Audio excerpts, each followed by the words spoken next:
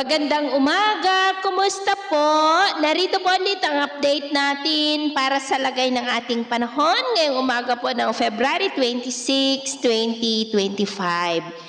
Sa ngayon po ay humihina na ang lamig ng hanging amihan gaya po ninyong napapansin, pero umiihi pa rin po ito sa malaking bahagi ng ating bansa na nagdudulot pa rin ng preskong panahon. Ang shoreline ngayon ay nasa malayo po.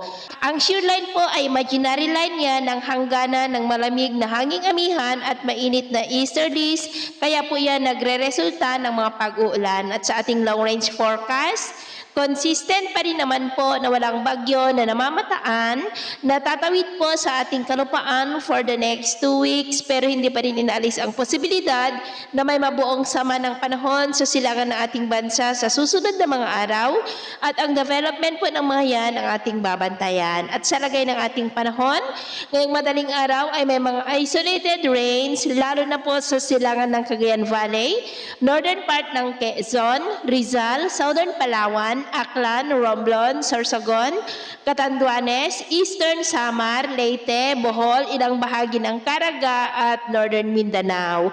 At mamaya po ay sisikat naman ang araw sa malaking bahagi ng ating bansa, pero may tsansa pa rin ng mga cloudy skies with isolated rain sa silangan pa rin po ng Cagayan Valley, Infanta, Camarines Sur, Sorsogon, Catanduanes, Palawan, Calapan, Aklan, Bohol, Leyte, Eastern Samar, Holosulu, Tawi-Tawi at Caraga. At mamayang hapon po, mas maraming lugar ulit ang makakaranas ng cloudy skies with isolated rain sa may Cagayan Valley, Cordillera, Infanta, Calapan, Palawan, Bicol Region, Visayas, Caraga, Davao Region, Northern Mindanao, Sulu Archipelago at Zamboanga Peninsula.